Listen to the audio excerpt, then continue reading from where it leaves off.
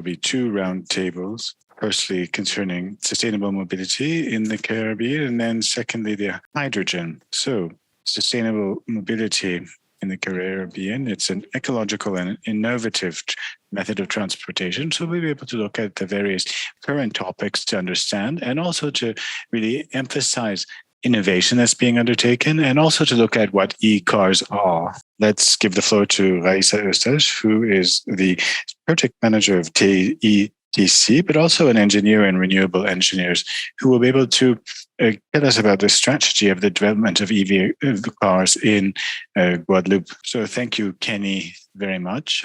My presentation will be concentrated on the regional strategy here in Guadeloupe concerning the energy transition concerning transport and transportation. So I will then look at how we're looking at this project of clean car development. It's a roadmap. It was put together by the local government and mobility stakeholders and energy stakeholders, so that we can really emphasize the development of a type of solution, at least a feasible solution for e-vehicles, e-cars here in Guadeloupe. So as an introduction, let's look at the energy context here in Guadeloupe. Transportation is the first or the largest consumer of final energy here in Guadeloupe. It's about 67% of the final energy consumption. And within that 67%, the largest polluter or consumer is road transportation. So it's really necessary for us to introduce a new dynamic in this road transport. So one of the unavoidable solutions is the e-car. Why is that? It has a better ecological output concerning when compared with combustion energy cars. And also when we keep in mind that renewable energies will produce 37% of electricity. When we look at regulation of the market for e-cars, we see an exponential growth of hybrid and e-cars. So there is a paradigm change. Also from the regulatory point of view, from now until 2025, the European Union has put together, or would wish, sorry, the total stop of combustion light vehicles, and that they should be substituted with hybrid, rechargeable, or e-cars. So within this context, we have to keep in mind that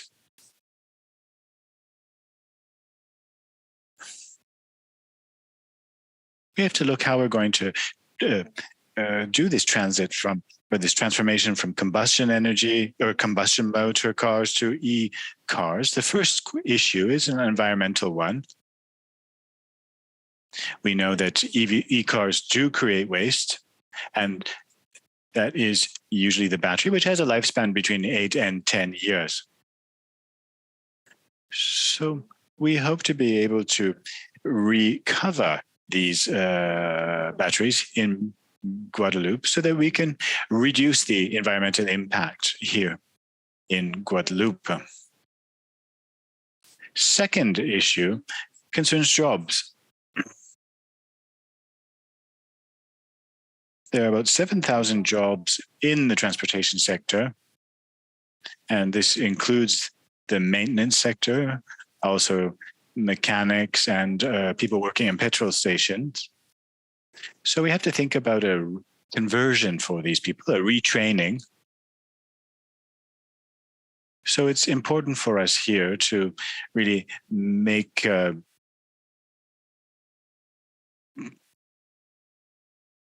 to diminish the impact of the arrival of e-cars as much as possible, and to give tools to these people who may be impacted. So this will include professional training.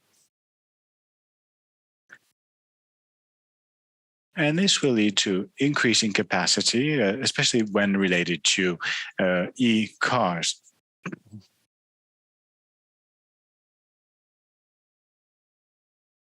So to be able to really put this in place, we've put together a roadmap, which is called the Clean Vehicle Development Strategy.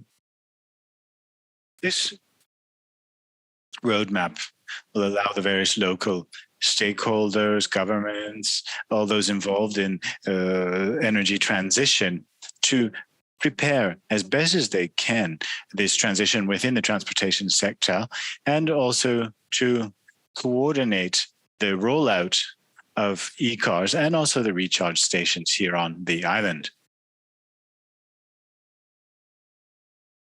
So what is an SDVP, or this roadmap? We have put together 6 phases. We look at a diagnosis and a market study. So we're going to look at what is the actual car type breakdown, and we'll look if it's really useful to introduce e-cars, and to look at the impact and the number of recharge stations here in Guadeloupe, to see if the recharge stations have been spread out in an equitable way in Guadeloupe. And this will also allow us to look forward to 2030 for this e-car rollout. Yeah. And this will allow us to flag the amount of recharge stations that are necessary. And also, we're going to look at the social economic impacts of this rollout, and also the impacts that will be concerned with or by this e-car rollout. So if I can look at, in a very summarized manner, the first results of the study. We have about 230,000 vehicles in circulation in these are called light personal vehicles, and 86% of which are diesel combustion engine cars. So we are really dependent upon fossil fuels. So when we look at the amount of e-cars, we have about 700 of them in 2021, and we hope that it should be around 1,200 in the next few years. So this includes hybrid and e-cars. So there is momentum moving towards the e-car. And this represents about, or less than 1% of the 220 or 30,000 vehicles in circulation. And when we look at the charging station or the recharging station, this is necessary for e-cars. There are about 222 outlets, recharge stations over the 77 sites. You can see them here on the map. Most of them are in the central urban areas. So this is a chance for us as stakeholders here in Guadeloupe, working on energy transition within transportation, to really supply the island with recharge stations in a very fair way. So we're looking at these recharge stations that are accessible to the greater public.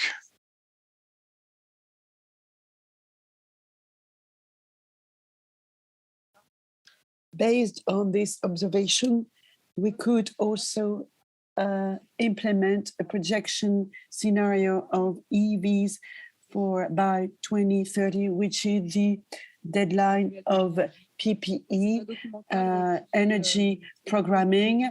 It's a framework agreement made between the region and the state departments and it allows us to give better directions to public authorities to reach this autonomy, energy autonomy. So based on this scenario that was modelized, based in priority on the projection of EVs by 2030 with the dealers, with the car dealers. And if we also take into account the existing fleet and the objectives of PPE, the energy planning program. So by 2030, we should have 15,000 EVs. So that means 500 charging stations open to the public all over our territory.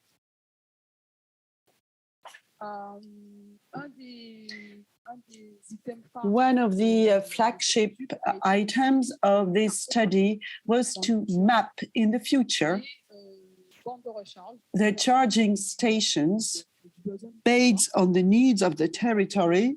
As I said before, most of the charging stations are located in the center, close to cities, so most of the population do not have access to these charging stations. So the objective is to have them accessible all over the territory for all types of population, whether collective charging or individual charging.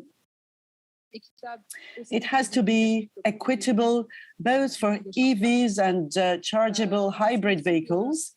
And also we want to reassure the citizens on the possibility to recharge their cars at any time during the day. And the other key objective is also to avoid having overloading or overcharge on the electrical network. I will explain to you later on what are the solutions to avoid this. And so we also have the willingness to promote green charging. And the objective of Guadeloupe is already 35% of green energies. So we have to go forward to couple EVs with green charging stations. As you can see this on the slide, for 2030, we have like 749 charging stations minimum, 1,000 charging stations very soon for Guadeloupe, and out of 176 different sites. So we are based on poles generating flows, the areas with a lot of flows of cars, a lot of traffic. And this gives us the map that you can see on the slide with a certain number of charging stations. And I forgot to say that they are limited to 11 kilowatts to reduce the overload on the electrical network. Next, depending on what I said, the peaks of consumptions that we have to break down, especially in the evenings, we thought about different solutions to limit the impact of these peaks of consumption on the electricity. And one of the solutions, which seems to be the most technically feasible, is the charging that is steered charging. This is what we favor, so that the network may deal with peaks of consumption, peaks of people charging their vehicles at night. So I thank you very much for your attention. And do not hesitate if you have any questions. Thank you very much.